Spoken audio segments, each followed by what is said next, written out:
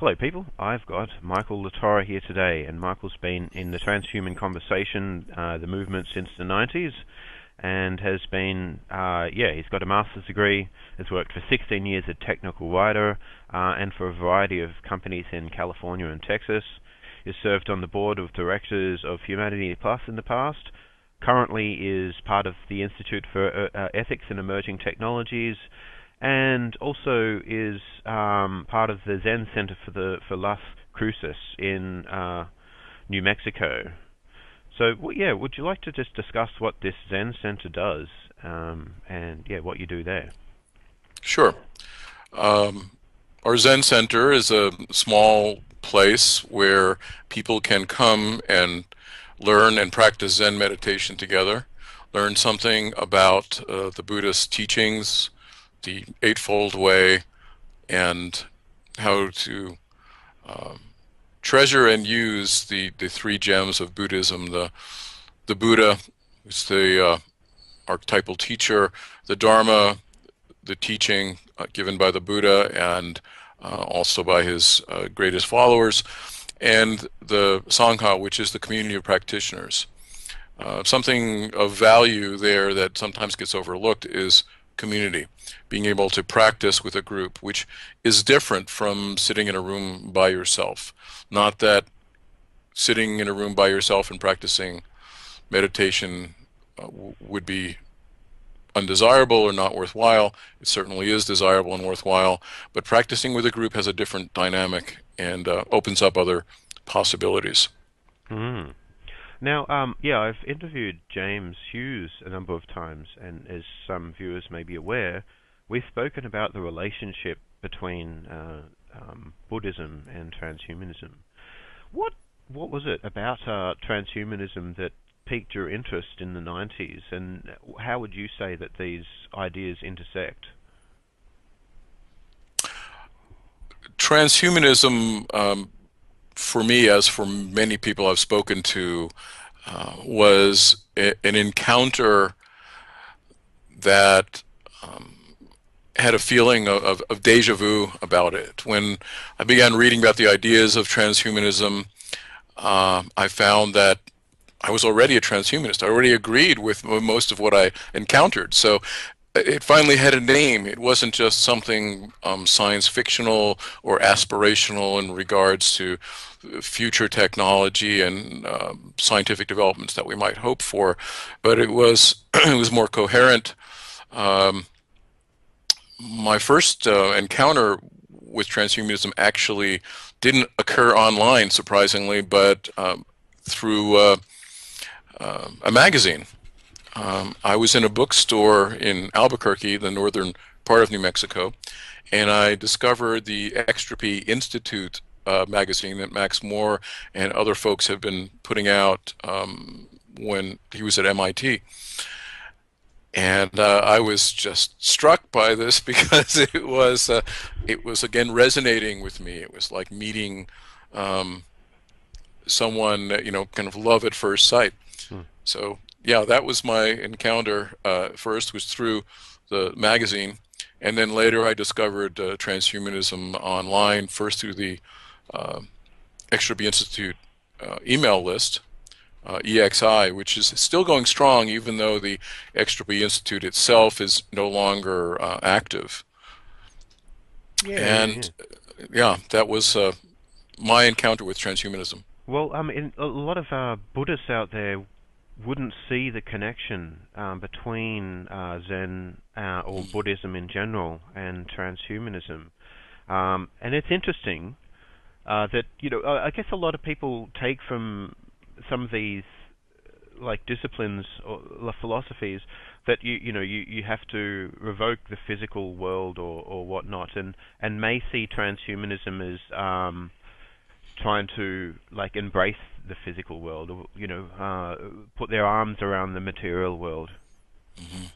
Yeah, I am by no means a typical Buddhist in my embrace of transhumanism. I have a lot of Buddhist friends who frankly think I must be nuts to uh, be so much in favor of science and technology rather than the approach to Buddhism that they prefer, which is more poetical or social activist without the technology being involved, and in a sense more traditional. I do not reject those approaches, but I think that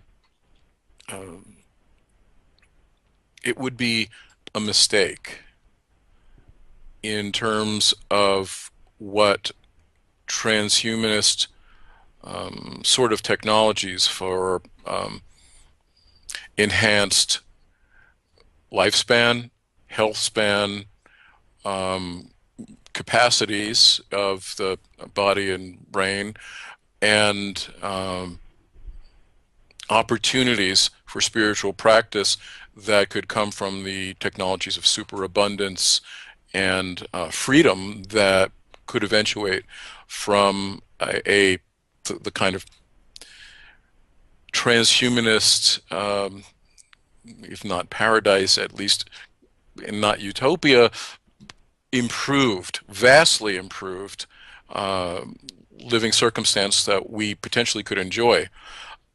Again, I don't believe in utopias or paradise on earth in some material terms, but I think, with some poetic license here, that it would be fair to say that the kind of human flourishing and opportunities in a transhumanist, um, technologically enhanced world compared to the world we're in now would seem like a paradise if you could, step through a door in time from this moment to some time in the future, whenever that might be, that all of these things have been successfully developed.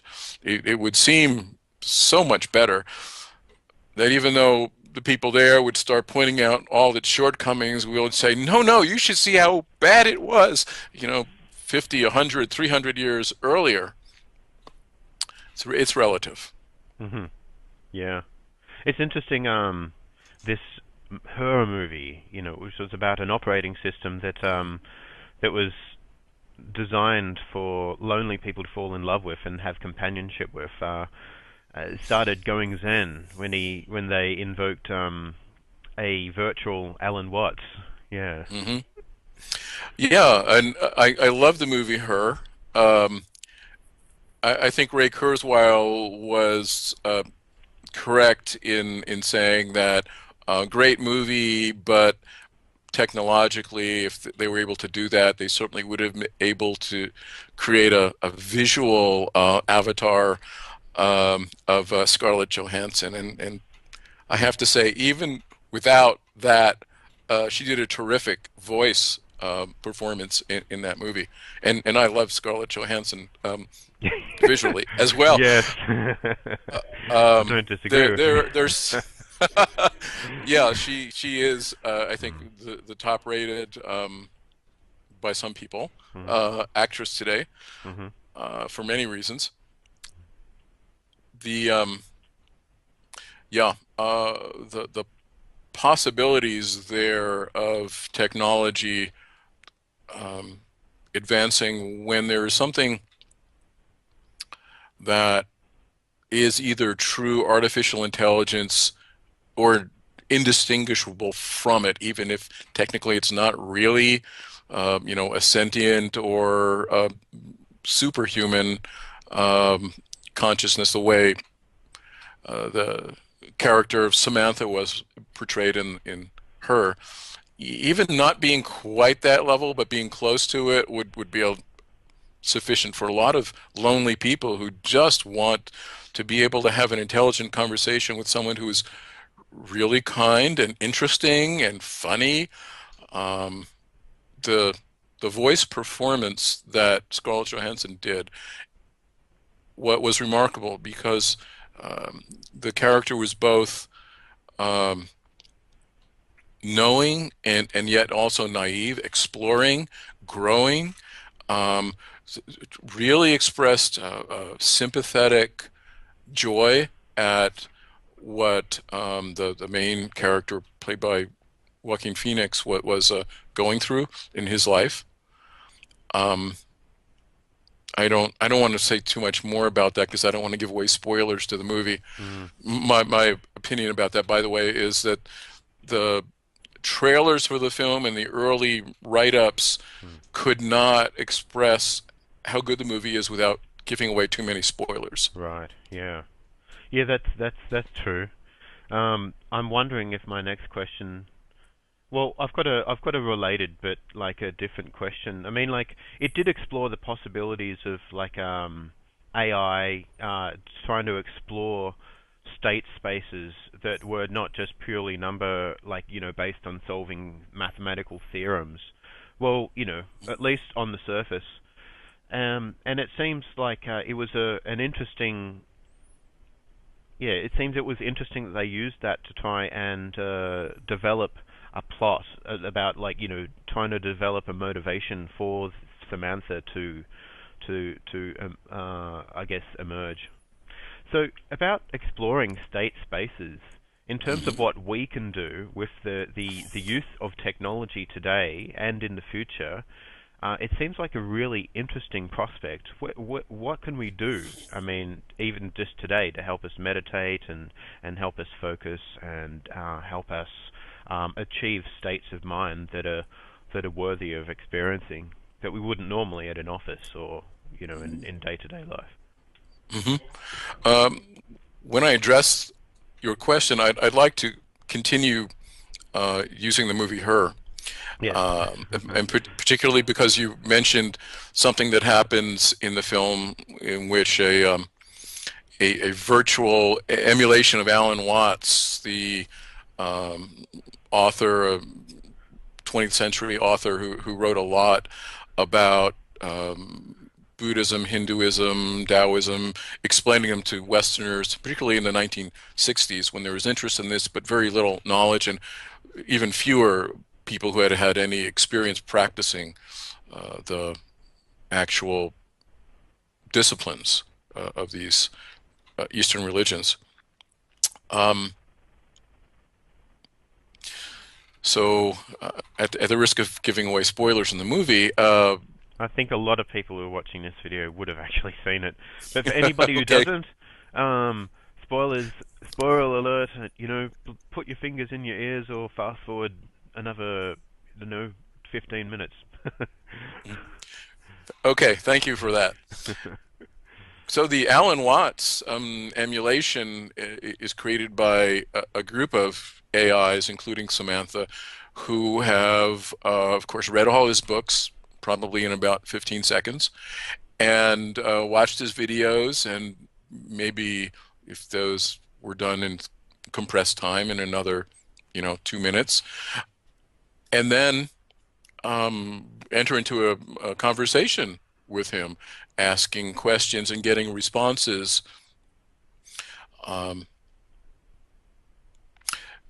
and now, to directly address your question, I suspect that what Alan Watts would be telling them, and this collection of AIs would begin exploring, is both something that you said, these state spaces, which you can also call different states of consciousness, Hmm. and what the Buddha said most crucially about the nature of experience as experience, regardless of what state space you're in. So first, state spaces, what could they be? Um, we exist right now in a complex experiential state where we have bodily sensations. So there are tactile sensations. We have a sense of our body as being, filled with energy or not, of feeling basically healthy or not. We can feel out of sorts. We have emotional states, of you know, happiness and unhappiness, of pain and pleasure, and so forth. And we have all the sensory inputs that are related to those things. It is possible by developing our ability to focus our attention on particular aspects of our experience, our sensory experience, our emotional experience, to begin to isolate these. So, going from the present state where it's a mixture of many things, begin focusing on just one.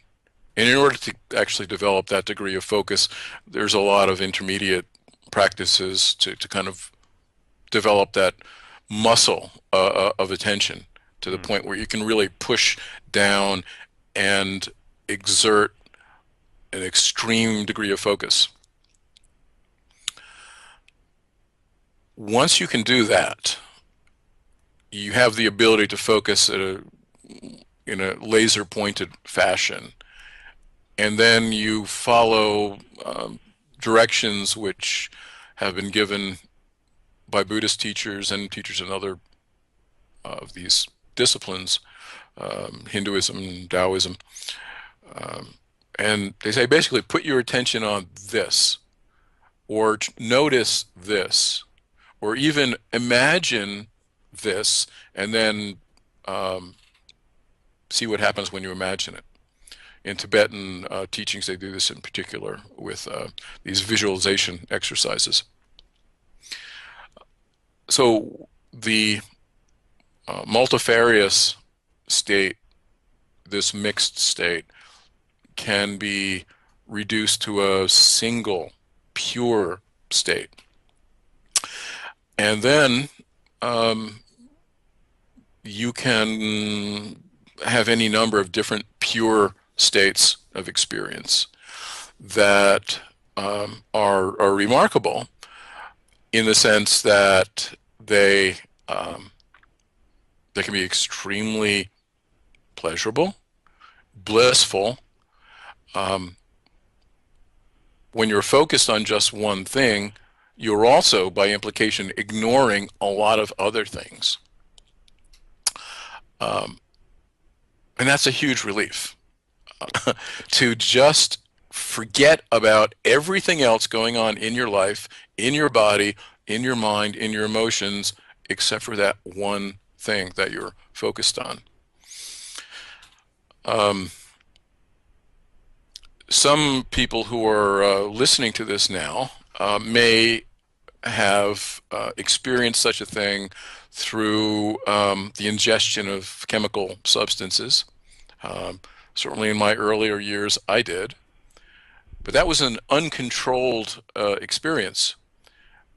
You know, the chemically induced changes of consciousness have the advantage of being out of your control. You know, once you have ingested that substance, you're on the ride.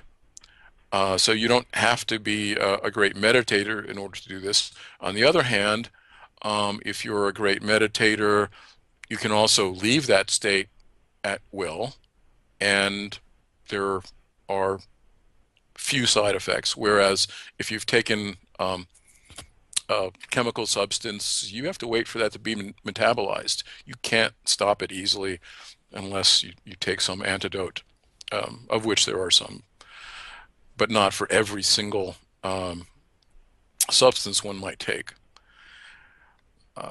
It's also the case right now that there's a lot of research using externally applied electromagnetic fields to induce changes in consciousness that are in some cases the same, in others similar to things that could be chemically induced or by meditative practice experienced.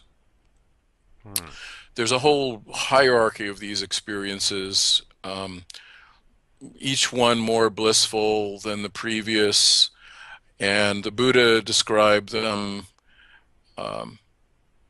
in this way. So you start out, you don't have great concentration, you develop it. You develop something which I a moment ago called this laser focus in the Theravadan Buddhism, in the Vipassana school, they call this access concentration. Once you've got access concentration, then you can move from that through this hierarchy of blissful states, a state that is very spacious, and then beyond that, a state that feels as if that great space has been filled by a great mind, and then beyond that, a state that has no discernible qualities. It's a kind of nothingness.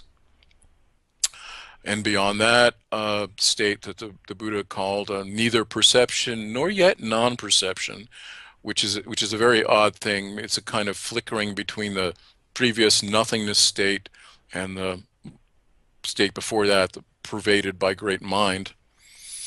And then there are actually even more refined states that lead to kind of what some friends of mine in the pragmatic Dharma movement, which I'll have more to say about, call like hitting the reset on your computer. It reboots your nervous system, and that is that's a very nice experience, because again, it's like forgetting everything that's ever happened before. You're starting off an experience that some people may have had if you've ever been asleep. You've had a good night's rest, and you're waking up in the morning very slowly. Conditions are pleasant in the place where you've been sleeping, and you wake up unstressed and without, for a few moments, any memory. You're opening your eyes in this room. Sunlight is coming in through the windows. Maybe there's a bird chirping outside. The weather is beautiful, and you haven't even remembered who you are, or what you have to do that day, or what's wrong in your life, or anything like that. It's just a pure experience of joy. Well, imagine that, multiplied tenfold and lasting much longer. Wow. So yeah, I think I've experienced that, where I've kind of been in a dream state, and then I'm not sure if this is the same thing, and I've woken up and slowly, yeah, regained consciousness of the real world. Although I think you're not describing waking from a dream state. You're just waking from an unconscious state, and then having all these, this sort of momentary sense of being, sort of detached from like the worries of the world, in a sense. Yeah, it's just like a meditative experience. This pragmatic Dharma thing you're talking about. It's very interesting. Yeah. Yeah. People often worry about that, though, about feeling like that. In a sense, they see that as a break from a continuum of consciousness that they'd like to maintain in order to preserve some continuum of identity. Well, yeah, I'm glad that you brought that up and used exactly those words, continuum of identity, because that is our problem.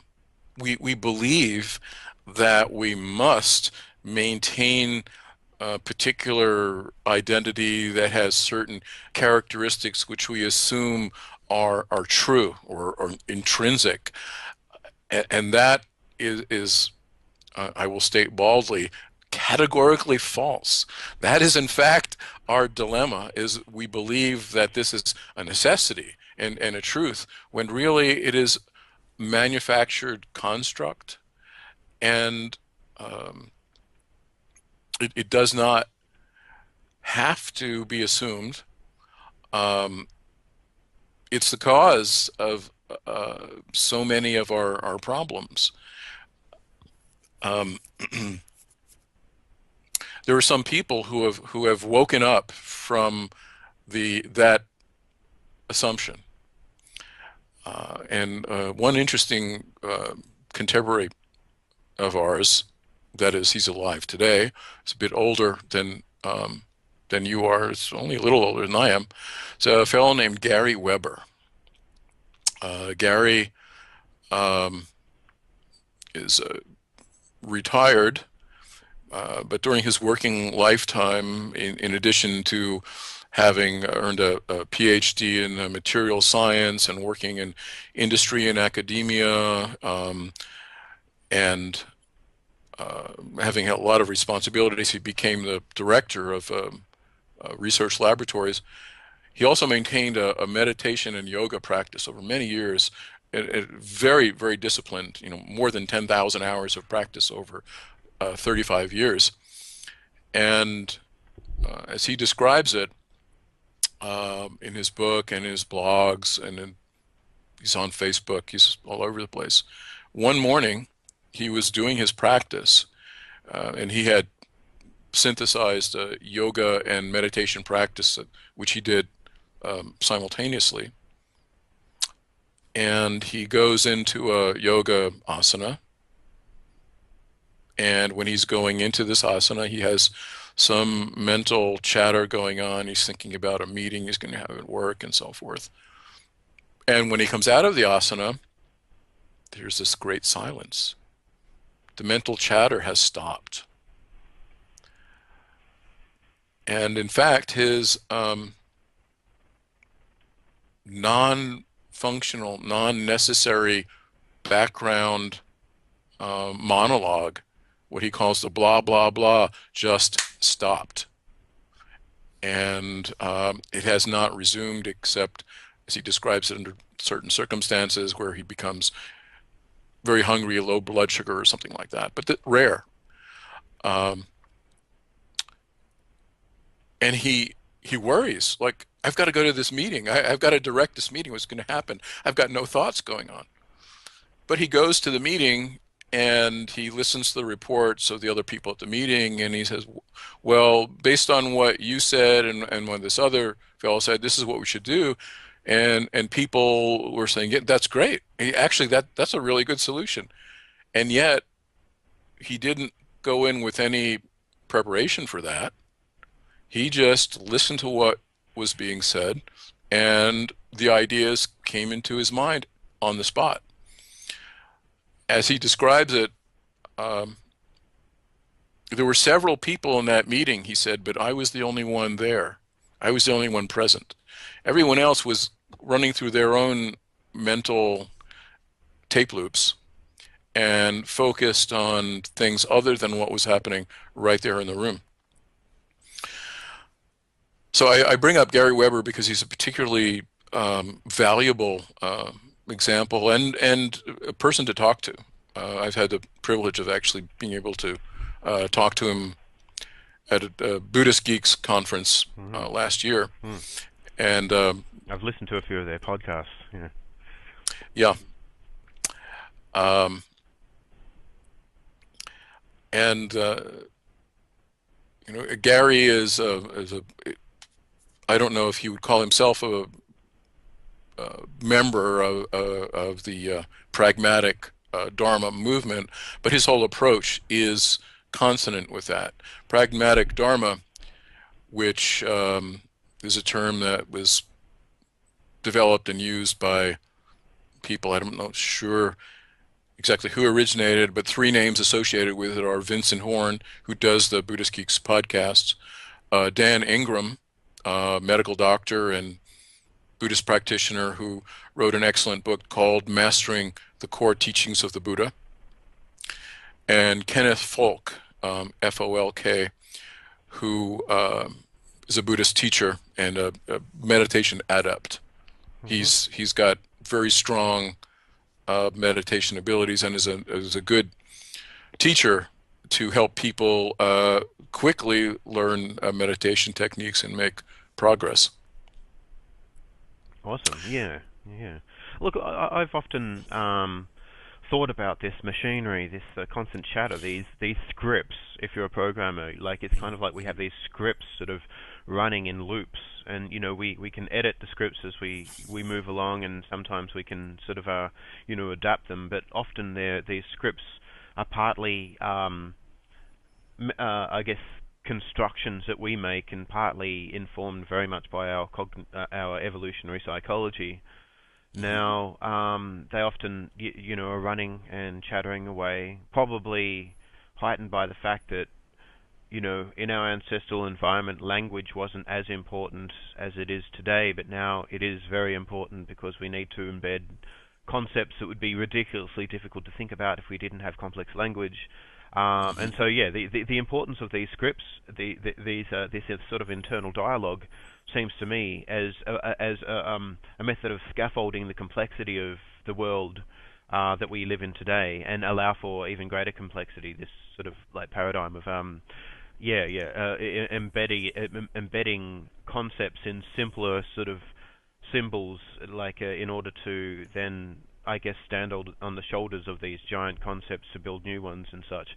But at the same time, this is not stuff that we're naturally adept at really dealing with, and was this whole tension between the natural man and how we've evolved to think and things, and this new way of dealing with the world in this modern sort of civilization is quite different. Society and its discontents, as Freud wrote, sort of touched, well, not touched, but like explored these ideas, although I don't really agree with the whole psychiatrist movement, but I think that there is some very interesting points there, yeah. So what is it about, like, trying to move sort of distance yourself or push aside this mechanistic chatter to achieve a state of what some people call nothingness? You mentioned nothingness, or this sort of flickering between nothingness and a pervading great mind state that can really benefit people from a day-to-day experience, but also, yeah. Okay, so what can people get as a benefit from day-to-day experience? But also, do you think that this sort of technique can help on a larger sort of more effervescent cultural level, like be able to help inform sane decisions about how we're going to move technologically into the future, how we're going to solve large looming problems of the world, like climate change, AI risk, and things like that? For the purposes of answering that question and to simplify things, I'll say that we can divide the our human experience the way our brain is divided in hemispheres. We have a linguistic, mathematical, logical side, and we have a holistic, gestalt, image processing and feeling side. And we have, in our modern westernized, and the whole world is basically westernized now, scientific, technological society, elevated one of those over the other, as if the thinking, discursive, logical mind could somehow figure out life as if life was a problem that could be solved like an equation. And it is not that kind of a problem. There are many specific small problems to be solved, like obtaining food, building a house. These are discrete problems that the mind can solve. But there's no such thing as a well-formed problem of how should I live my life? Give me the answer in 32 steps. That simply is not the case. There's no secret of life in that sense. There's no formula. The other side, the holistic side, the feeling side, the side of our brain and the side of our experience that we share with other animals, is a side that has not been given fair treatment, or even a very comfortable spot in modern life. Our kind of mechanistic approach to everything has put that side in a cage. And that side, along with the other side, has to be balanced and integrated in order for us to be really full human beings. We're too one-sided. This other side also needs to be respected and allowed to manifest and grow and cohere with the other half. So, to put it really simply, the discursive mind is a wonderful servant when you give it specific tasks, but it's a terrible master because it really doesn't feel what being alive is about. The other side does. There was an interesting case in point with this divide in the two brain hemispheres in the experience of a brain scientist who had a stroke and talked about it and wrote about it. A scientist named Jill Bolte Taylor, who was working as a neuroanatomist at Harvard, and one morning before going to work, she has a stroke. And she describes this in a TED Talk titled My Stroke of Insight. I might have seen that from memory. It's a remarkable and very moving stroke talk. of insight. Yeah, My Stroke of Insight. And in her experience, when the stroke begins to progress, she has alternating time periods where one or the other of her hemispheres is awake and functioning. Sometimes she's just feeling, and sometimes she is thinking.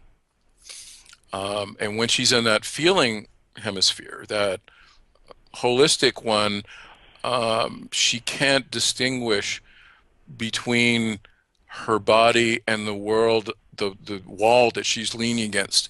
All she senses is energy and oneness, and it's beautiful. And she's in this space that she affectionately refers to as La La Land. And she's in that for some minutes, and then suddenly that ends and she goes into the other hemisphere and she starts thinking, I'm having a stroke. I got to get help. I got to get help. I got to do something about this. Eventually she does get help, but it takes years for her to recover. She almost dies. But the lesson that she shares in her talk and in her book of the same title, My Stroke of Insight, is that this other hemisphere is not being given due respect or care, that we're doing many things that are really inimical to the well-being of half of ourselves. I mean, half of each of our individual selves. So going roundabout from this and pragmatic dharma and different techniques, coming back to something I mentioned earlier that I said I want to talk about, was what the Buddha said about all of these state spaces. And this now gets into something that has actually nothing to do with the spaces in terms of their individual qualities, but with the spaces altogether. So the Buddha said that all experience that arises because of conditional factors is, by its very nature, impermanent. It arises when the factors are in play, and it ends when they're no longer in play. It is, he said, it exhibits something that is described by the Sanskrit term dukkha, which is usually translated as suffering, as a primary meaning, but a secondary meaning is unsatisfactory. And that is the one that I would actually prefer. Our experience is unsatisfactory because either it just is, it's painful, that's definitely unsatisfactory, or we were looking forward to an experience and then it actually happens and it doesn't live up to our expectations, therefore it's unsatisfactory. Or there's an experience and it's absolutely terrific. We love it, and then it ends. It's impermanent, and by that, it's unsatisfactory. And there's a third characteristic, which the Buddha said all conditional experiences exhibit. The term used there is anatta, which literally means no self. And this is the philosophically most tricky of the three because it's easily misinterpreted. Some people say, well, that means I don't exist. And no, that's not actually what it means. It means I have no self and there is no such thing as a self. Well, some Buddhists actually take that interpretation. Others say it's not actually that. It's that your concept of self is deficient. It's not actually what you really are. But you do really exist in a profound sense, but not in the way you imagine you exist. Just as earlier we were describing, that blissful experience of waking up in the morning and not even remembering your own name or anything about yourself. You definitely exist, but the constructed self, the imagined self, doesn't exist in that moment. And in fact, the Buddha would argue, and I would as well, that that self never really exists. It's a many separate attributes, or fill out a form, put in your name, your ID number, your address, and all of these things, and you could create a table of all of these characteristics and say, that's me, that's myself. Well, if you actually filled out all of those fields differently, would that change yourself? You would be who you really are, but as Alan Watts would say, you don't know who you really are. You're not any of those characteristics. Those characteristics could be changed or even eliminated, and you would still be you. Do you think we'll ever understand who we really are? I mean, like, at the moment, our brains aren't really adept at exploring state spaces to really, like, to explore the movement from different sorts of mental states. You mentioned dukkha, anatta, and what was the first one? I forgot. The first one, impermanence, is Hmm. anicca, Anicca, if I'm spelling that correctly. Okay, cool. So do you think we'll ever achieve like some form of like a wider, more encompassing and respectful understanding of this sort of kaleidoscope of states that we might exist in over time through the use of Um, like technology even to help us yeah. mm. Well, there's your question about the states. There's also what I said earlier about identity of who you really are. So I don't want to Mm. address one without addressing the other. Yes.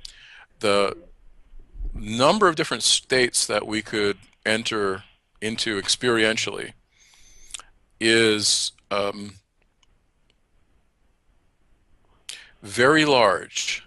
I don't think that I could enumerate them. Um, they're probably not infinite, but they're not feasibly countable from where we stand today.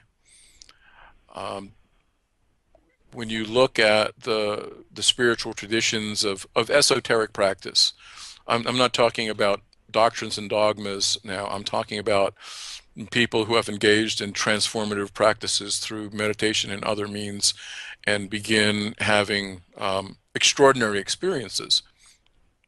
Uh, People who have had some of these experiences and who participate in, for example, the various conversations that take place at Buddhist Geeks conference occasions in between the talks when we go out and have a meal or have a beer or a cup of coffee or something, and people start talking about their experiences in ways that allow us to agree or disagree when we try to map these.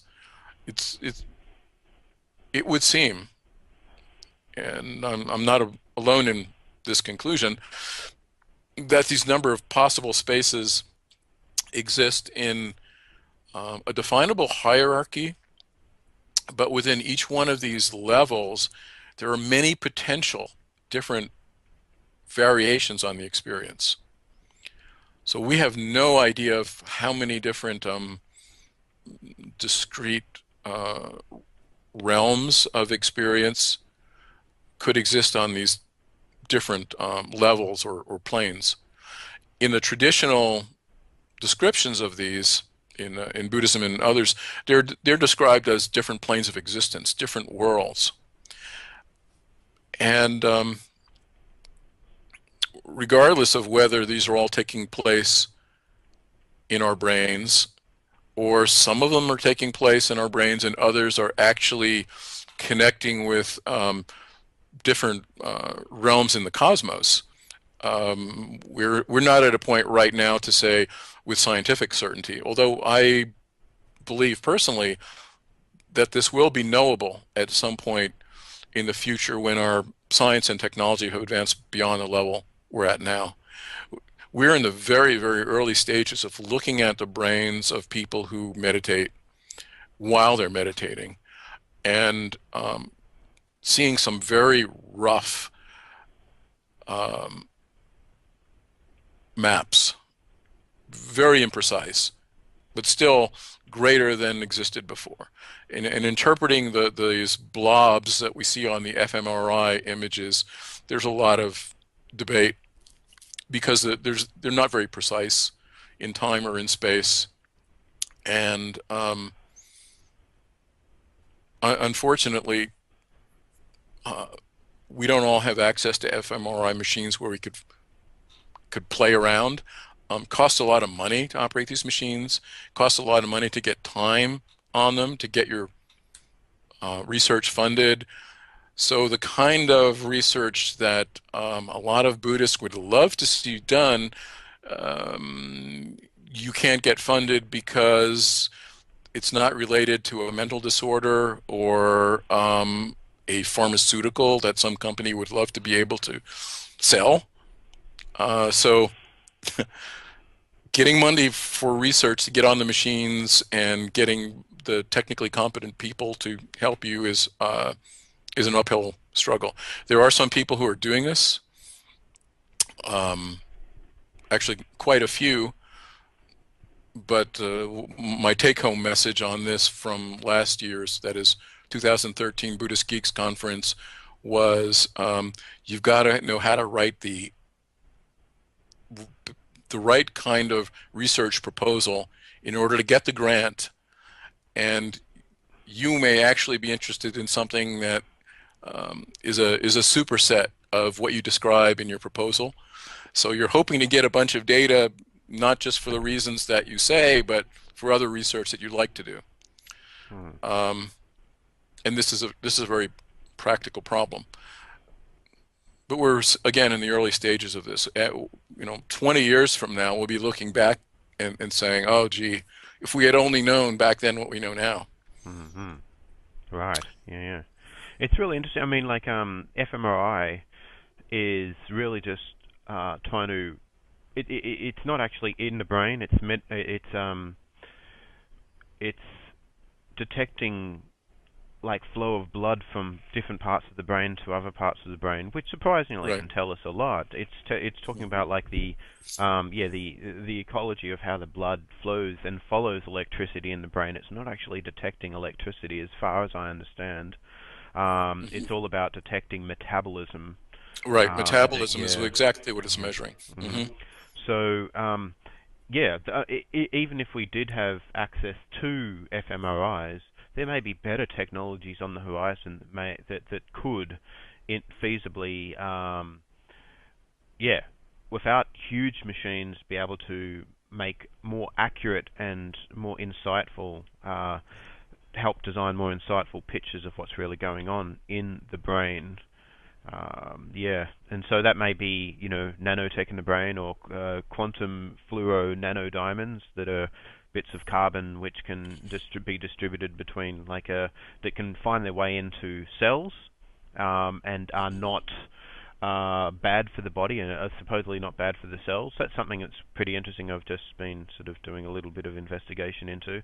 We're not there yet, of course, but yeah, it can sort of detect quantum fields and infer states of chemicals around the cell. And this, of course, the cell could be a neuron, so that's quite interesting as well.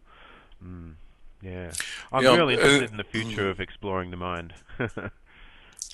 Yeah, exploring what's going on in the brain at the levels you describe would have a degree of resolution that could possibly confirm or disconfirm the not well accepted, but still not disproven by any means, theories of Hameroff and Penrose about quantum effects in the brain at the level of those microtubules, which are kind of the structural support of the cell. I wasn't referring to Hameroff and Penrose's theory of identity or consciousness. The concept which I was talking about is entirely unrelated, well, at least as far as I understand. Yeah, but it is interesting, this quantum Penrose-Hameroff, Penrose-Hameroff sort of argument about how the mind works. But I think most serious scientists seem to disregard it. Yeah, it is considered to be a very fringe theory. But the problem, as I see it, and I'm certainly not an expert here. I'm not a cognitive scientist. I am not a computer scientist. I don't work in AI. I just follow these things as a layman. But there are a lot.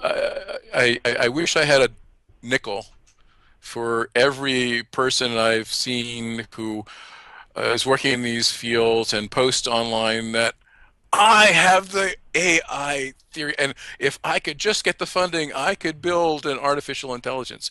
A lot of people are saying this, but I'm waiting for the actual product. Everybody wants funding. Everybody says that their theory is the correct one, but you know how science works. You have to show us. Do the experiment. Let's see it. Theories are a dime a dozen. And lots of people have theories, and one or more of them, or some synthetic combination of more than one, may be correct. I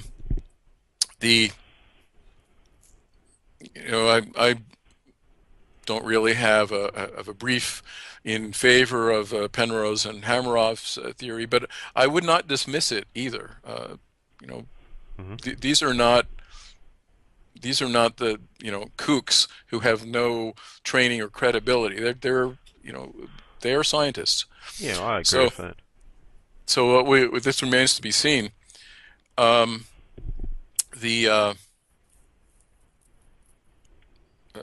point I was developing, there were so many tangents we could easily go off on, and I'm interested in all of them.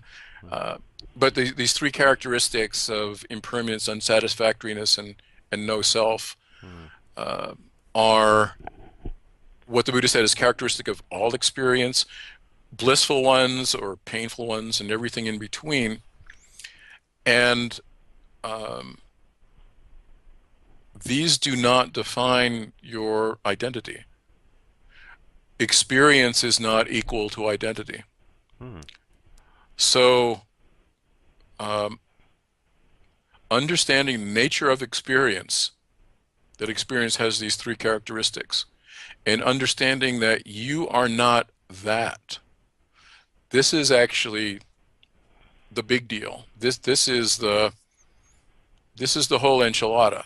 Uh, this is what leads to the transformation in understanding or wisdom, um, awakening or enlightenment. This realization that you are not defined by these characteristics, that you're a witness of them.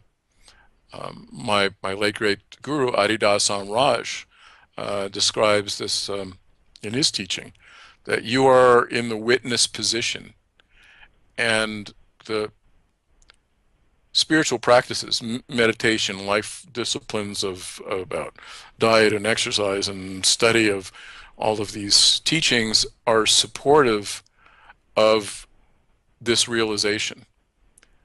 And that realization has to happen for there to actually be a leg up on real transformative growth. A lot of things before that are nice to have and they're helpful, but in themselves do not have a cause and effect relationship, as if you did all those things and they would cause this transformation. They increase the probability that it can happen. But if you read the Zen literature, for example, there are all of these enlightenment stories, and it all happens in a flash. What they don't tell you, what you don't see in a little compilation of these, like the book Zen Flesh, Zen Bones, is all of the work, all of the discipline, all of the things that people had to go through before that happened. There's a 20th century Zen memoir by a Japanese Rinzai priest called Soko Morinaga. And Morinaga's book actually describes this fairly well. The book is titled Novice to Master. Is it From Novice to Master? I think it's just Novice to Master. But the title is good, but the subtitle is the best subtitle of any book I've ever seen. The subtitle of Novice to Master is Ongoing Lessons in My Own Stupidity. That's awesome.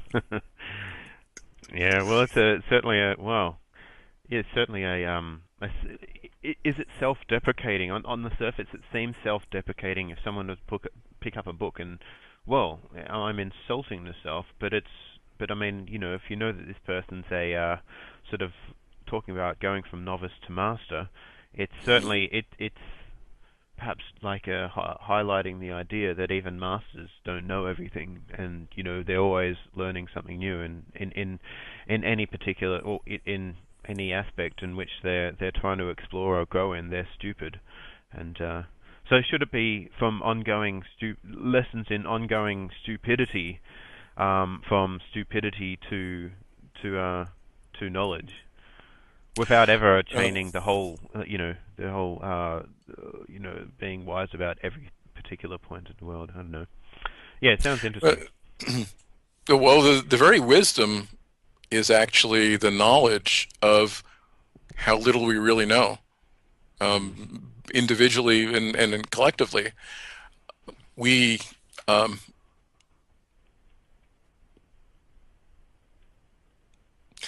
it's really a paradox, because the master recognizes how much of what we think we know are just beliefs based on the most tenuous noticed correlations between things.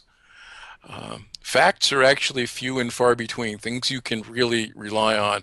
A lot of it is mysterious, and we somehow have to navigate through this mysterious world.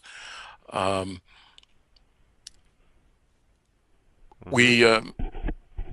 think we suffer from a lot of over certainty on things that we should be much more dubious about and less certain. Yeah, but I mean, you can't really. It's difficult to scaffold any theory on mystery, at least with science. We've had plenty of examples of various philosophies and religions that have treated certain things as being inherently mysterious, as though there was some form of like mystery phenomenon in the universe, mystery particle. But it's been said by, futurists that mystery does exist in the mind, in the pattern recognition systems of, of humans, but it doesn't actually exist in the real physics of the universe. There's no mystery; it's all there. But it's our voyage to try and uncover and research and find out more and more about these quote-unquote mysteries, and I guess develop a more accurate map of what really is. Well, if I were to draw a map of concentric circles, Mm. beginning with certainty at the core and then moving out from there, um, Mm. you could start with a kind of Cartesian core. He said, cogito ergo sum, I think, therefore I am. But even the thinking is not central. The simple awareness is even more fundamental than discursive thought. Mm. But then moving out from there into intellectual realms of certainty, what can we really know? We would have to start out with something pure like mathematics, where a proof, if it's well formed, is not going to change no matter what we might learn about material existence. The mathematical truth within mathematics is separated from matter and experience. It's a Right. logical Right. proof. Yeah. Sure. So And the math then, isn't the actual. The math isn't the map. mm, It's more like a pointer and a quantifier of the map. Max Tegmark may think that the universe is mathematical, mhm. but others think that maths is really a symbolic representation, a description of the universe. Though yeah, I'm interested in being persuaded in either way. I doubt I have enough information to really be conclusive, but my leaning is towards the physics isn't inherently mathematical. It's just very well described by mathematics. Yeah. So your position is more of the unreasonableness, effectiveness of mathematics. Somehow it happens to be a useful descriptor of physics, which would be the next circle in my map. Hmm. Physics is the envy of many other sciences, and skipping over chemistry and on out until you get into biology, and then you get into um, the, the extremely messy aspect of human biology that is that fills up more bookshelves in popular stores, namely diet. What is the Hmm. best diet? Hmm.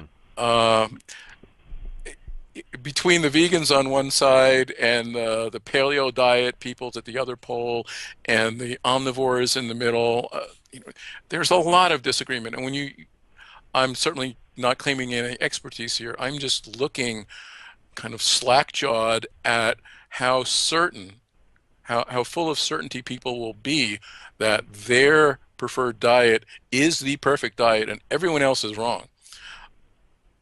They can't all be right because they disagree about so much. And the research here is very difficult to do. There are huge economic forces at play from the food industry and the pharmaceutical industry that wants to help you lose weight, and the people who have ideologies around treatment of animals.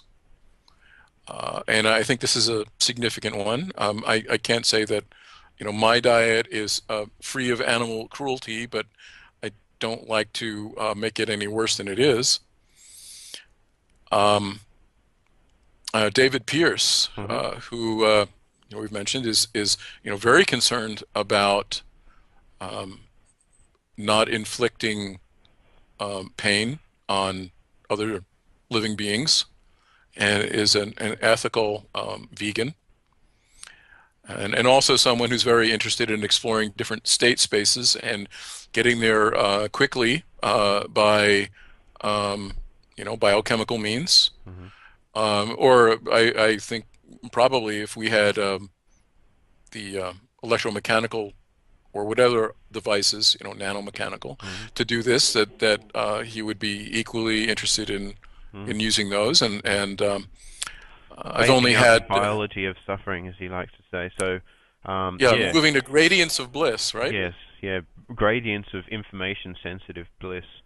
And I guess I should be careful because I've spoken to him a number of times. A lot of people believe that bliss is the one sole sort of idea that David is really interested in it as being an endpoint. But he's suggesting more that it's an information-sensitive gradient of bliss.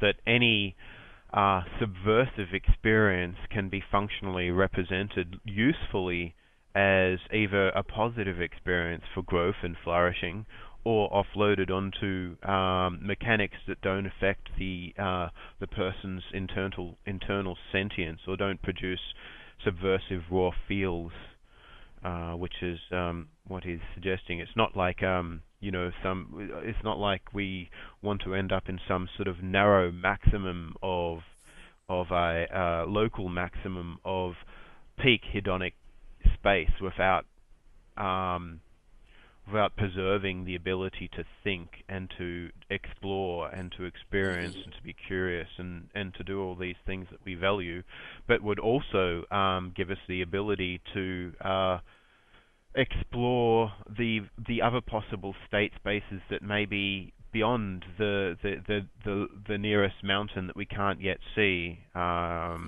It's I think in AI it's often referred to as the exploration exploitation problem.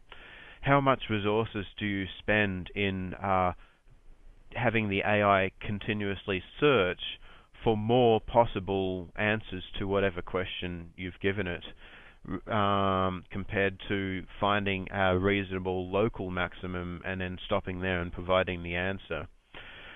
But I guess if we're continuously existing and we don't just want one answer and we want to continuously explore, then we can't just be satisfied for a local maximum of experience. Yeah, and I think David makes that clear. But Yeah. We don't want to get into that local maximum when there could be many more distant maxima that we wouldn't reach if we didn't explore further. hmm. Um, I'm thinking analogically here. Um, are we really certain in mathematics that pi never repeats it at certain lengths of digits? There are very few mathematicians who are interested in actually seeing if pi ever repeats. Mm. Uh, there, I read about a couple, two brothers, Russian immigrants to the United States, who built their own dedicated computer rig to calculate pi as far as they could get. And one of the two brothers is a statistician and is looking for regularities. I can't, speak from any expertise about this. Some mathematicians would say this is a fool's errand, but who knows what they might discover? I mean, in the early 20th century, Kurt Gödel's incompleteness theorems were completely unexpected, and it took a while for them to even be recognized as for the profundity they represented and the undercutting of the program in mathematics that Euler and others had proposed in creating an equivalence between mathematics and logic. So yeah, we have to be careful of assuming that um, the mountain that we're sitting on is the highest one. Mm-hmm. Yes, exactly. Yeah, that's a really good example. And look, I've spoken to a few people, and some people are under the impression that Gödel's incompleteness theorem, meaning that I mean, you can't describe. I think it's something like you can't describe all formal systems mathematically, or you can't compute them, or something like that. Yeah, it means that we can't develop AI. Mm.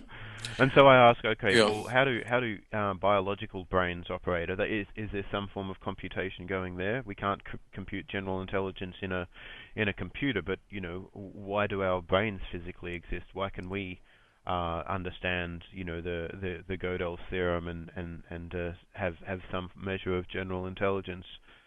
But often they talk about ineffable things, but often like bringing up religion and such. Ooh, yeah, yeah. So, what do you think about that? What's your sort of suggestion? Do you think Kurt Gödel's incompleteness theorem means that we can't build AI, we can't build general intelligence? Well, my layman's opinion here is we, I believe that we can create um, devices, Mm-hmm. systems, synthetic systems that can operate intelligently. Mm. Um, does this mean that intelligence is simply a function of some kind of mechanistic system? Mm-hmm. Or does this mean that a mechanistic system of um, of a sufficient complexity, whatever that might mean, Mm. can be a host for a consciousness that pre-exists at a different level? In other Mm. words, I'm coming from um, an agnostic position. On the one hand, maybe it's mechanical all the way up and down. Mm. On the other hand, maybe it's a matter of a hosting of some process that could exist on any number of different types of platforms. Mm. And when we have a sufficiently complex, sophisticated platform, that conscious awareness can operate from it. Mm. Mm-hmm. Um, So I you're like, agnostic as to whether the our conscious awareness is Turing complete, whether it would be able to exist on a classical architecture, von Neumann architecture, or exist like be able to be run on a Turing machine, normal Turing machine. yeah, I don't know. I see arguments and evidence on both sides. Certainly, manipulation of the brain through um, brain surgery, electrical stimulation of the brain through open brain surgery, through ingestion of chemical substances will change our experience. Does it actually change us fundamentally? I don't think so. Um, the Dalai Lama, who's often considered to be the greatest Buddhist authority simply because he's the biggest celebrity, Hmm. has made an offhand comment, which people debate, um, to the effect that if a computer scientist had been working with a computer long enough that maybe after he dies he would be reincarnated in that computer. Some people say, oh, the Dalai Lama was joking, but I don't know. He made this comment um, during a session in which, for a period of several days, he was having meetings with European and American um, cognitive scientists, neuroscientists, computer scientists who wanted to talk to him about science and Buddhism. And the Dalai Lama is very interested in science and has made very positive statements about how if some Buddhist doctrine is clearly um, disconfirmed or disproven by science, then it should be rejected. And he's also sent a number of Buddhist monks to study science at Western universities. Uh, so he's pretty serious here. Um, there's a From over on that side of things, the Buddhist side that believes in karma and rebirth. There are all kinds of stories that could only be viewed by Western scientists as anecdotal, Hmm. but nevertheless they persist. They've been there for generations. They happen today that are indicative of something that doesn't fit with a strictly mechanistic view. And I also, on this point, need to say that there are scientists and there are philosophers, logical, analytical philosophers, who operate very successfully without assuming materialism.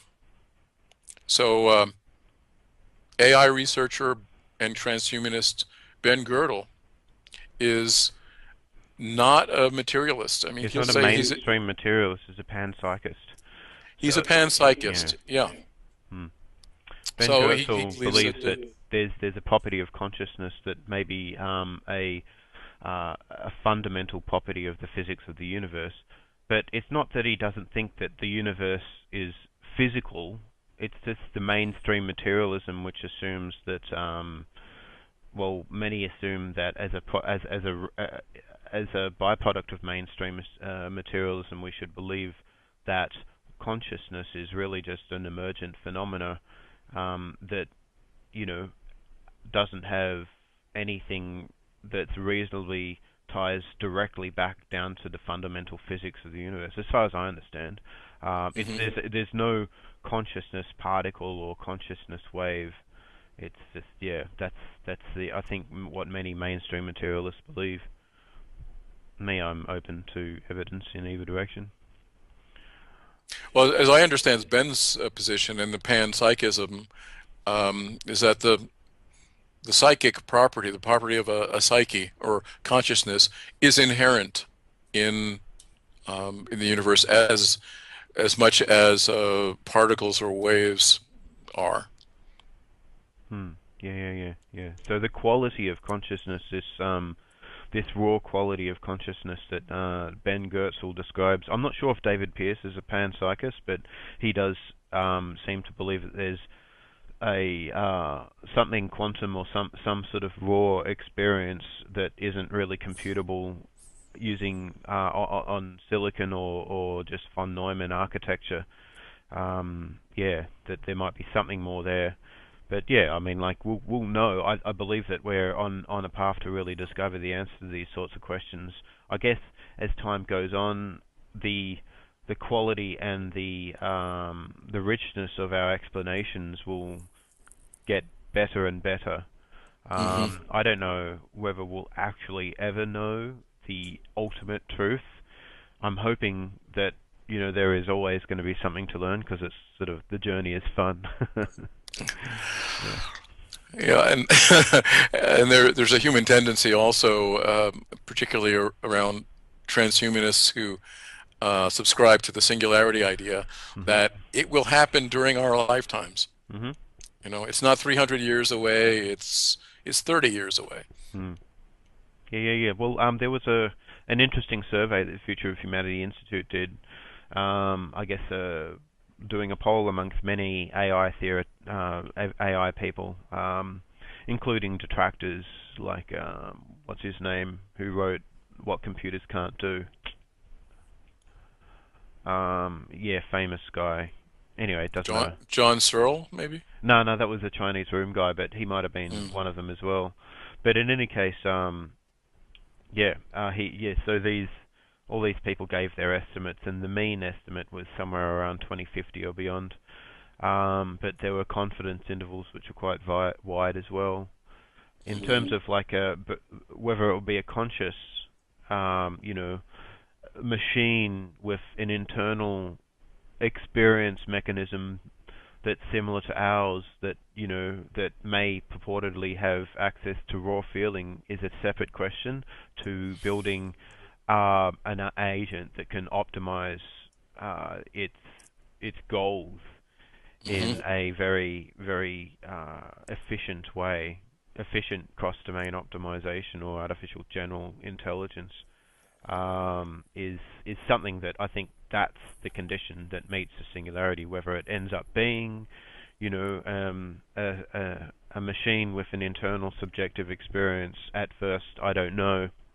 I often wonder, if we did build a super intelligent machine, if it didn't have an internal subjective experience and saw that humans were benefiting or in some way from such a mechanism, and it could be realized by developing the right algorithms and running these algorithms on the right hardware, then an AI may decide to bootstrap itself this sort of quality of experience or quality of sentience or consciousness, such that it would then be able to feel real raw experience in the way that we do. If it were smart enough, why wouldn't it? I mean, I'm not saying that it would, but why wouldn't it consider the option? And this is something, either directly or indirectly in a similar way, that has been considered in science fiction for quite a long time. And yeah, there are different stories, novels, and movies about this. Mm. And the science fiction TV shows Star Trek: The Next Generation, with Mr. Data, the android who did not feel emotions.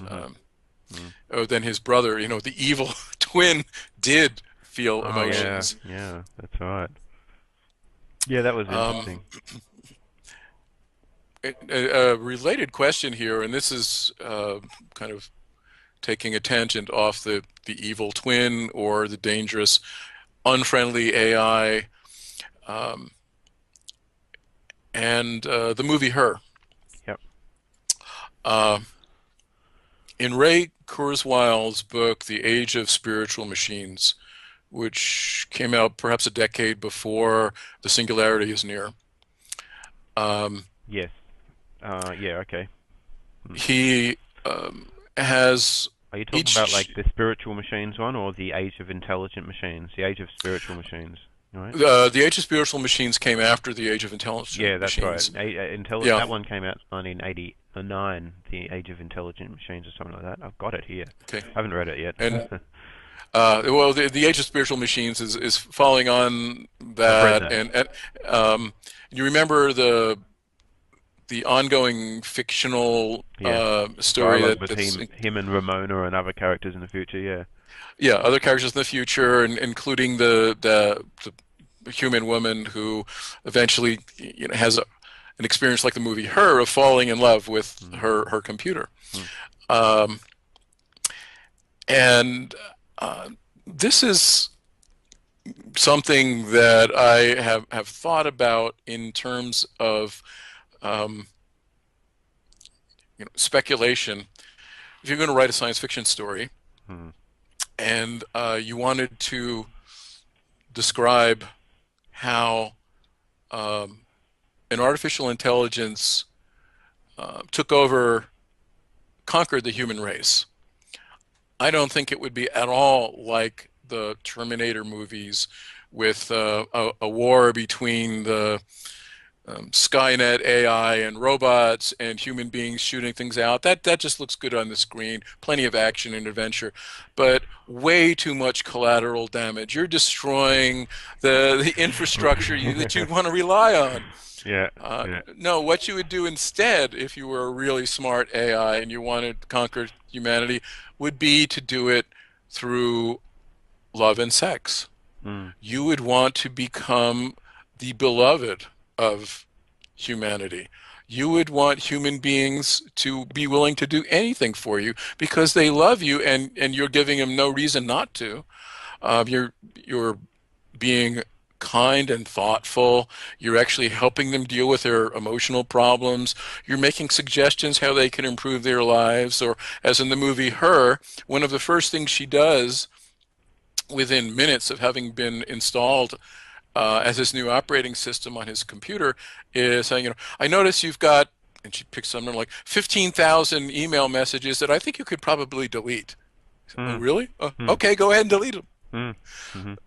We I'd can get love rid to of have those. a. Yeah, you don't need those Yeah, anymore. Can I delete them? I, Sure. Yeah, I yeah, love that it too. would be so helpful to Mm. have something like that. Mm. And she does all kinds of really helpful things like that. Um, and also that Samantha AI character is not just being the helper, but also asking for help.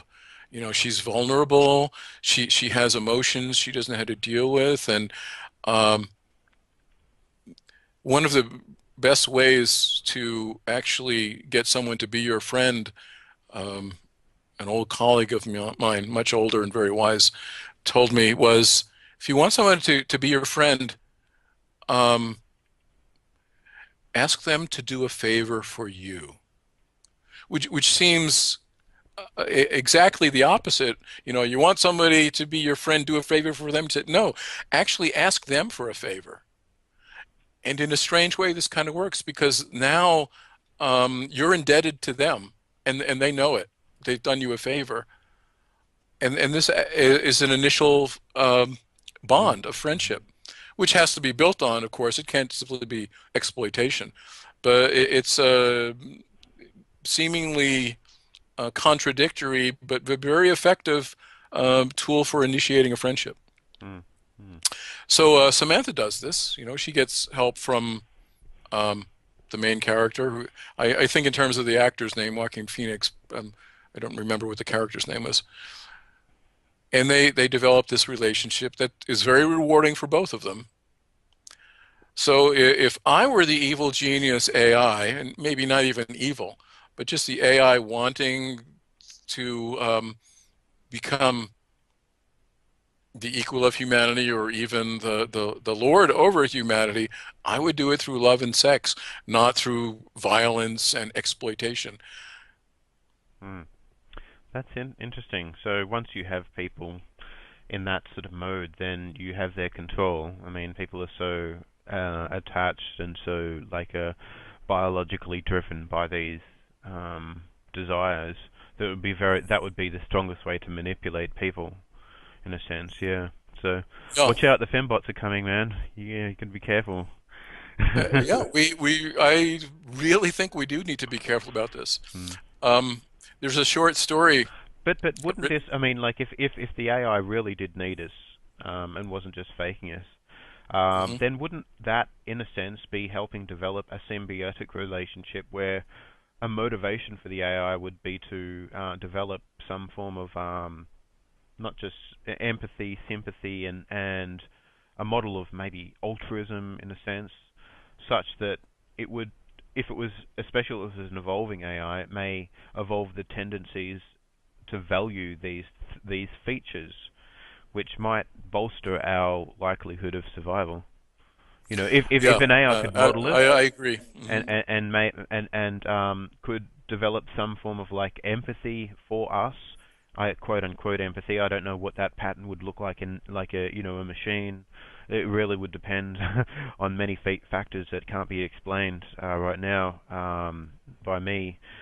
But something functionally equivalent in many ways to empathy or altruism, a natural empathy or altruism, that would allow an AI to respect or have value in the ongoing um, continuation of like our any sentient life form's experience in the universe, and may actually try and optimize a universe to share this with us. And that may be one approach to friendly AI. I'm sure there's no mathematical proof that would like be able to back up my claim, but there isn't any mathematical proof for friendliness yet. Anyway, I'm hoping that there may be, but yeah, I'm not suggesting that there is an obvious one for sure. Mm. Yeah, I agree with the direction that your thought is moving in here.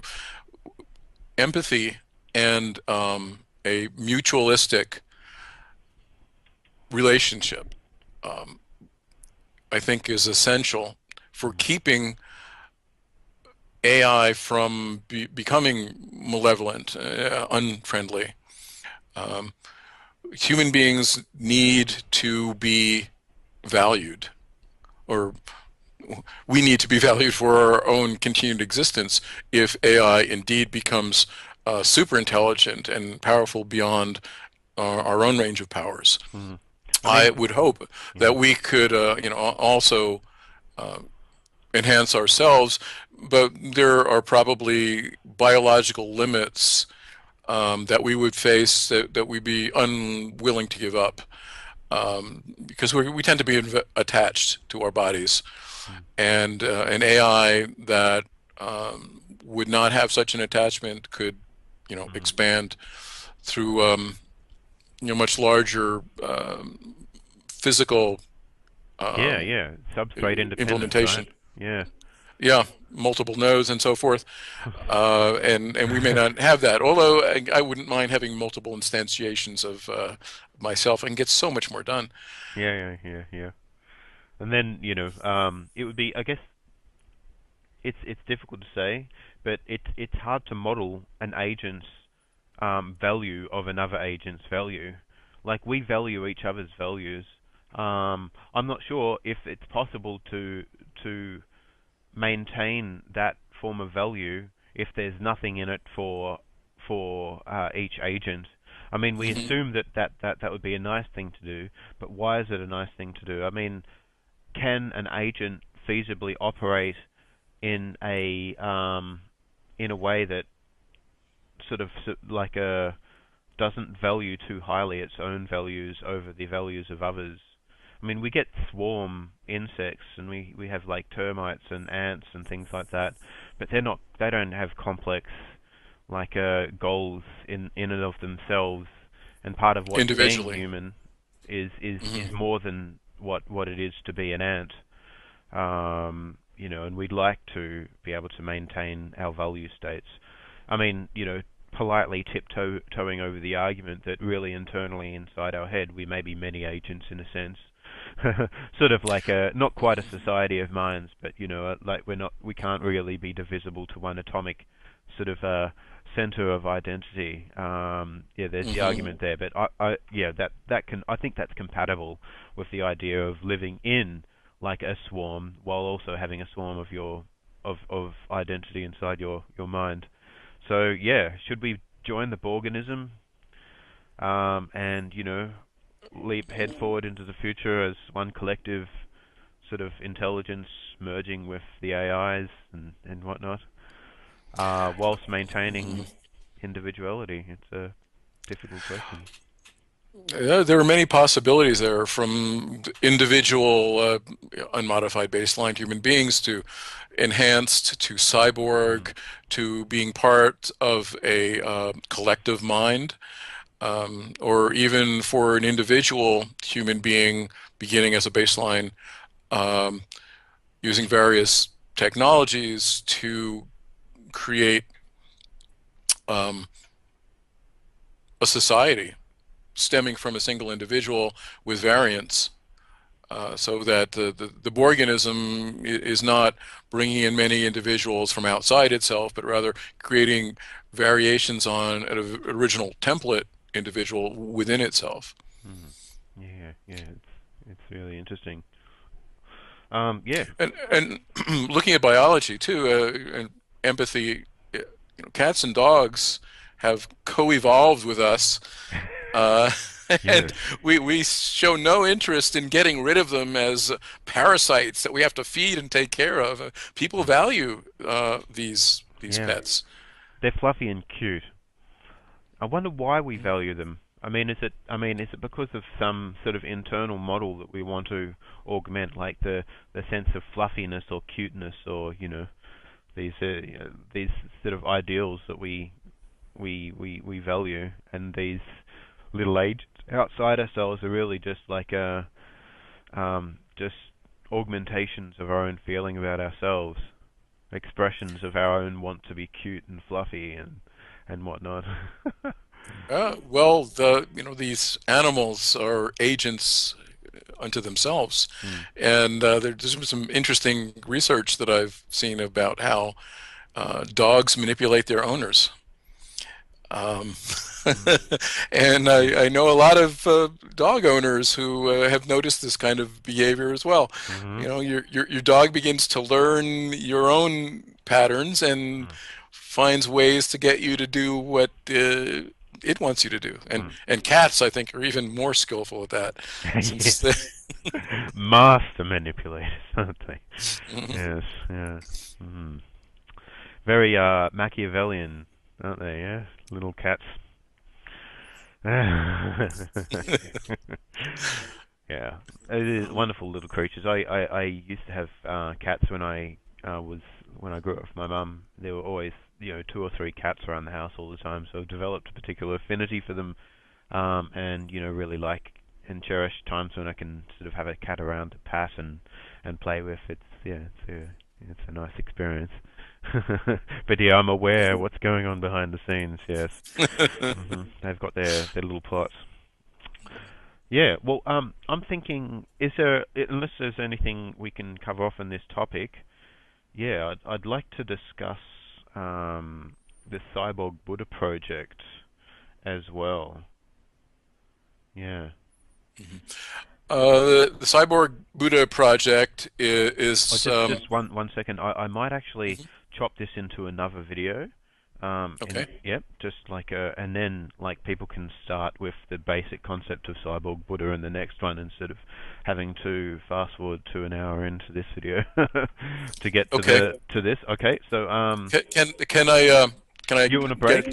two minute break? Yeah, yeah, Yeah. absolutely. Okay, tune in, watchers. We'll be back just in a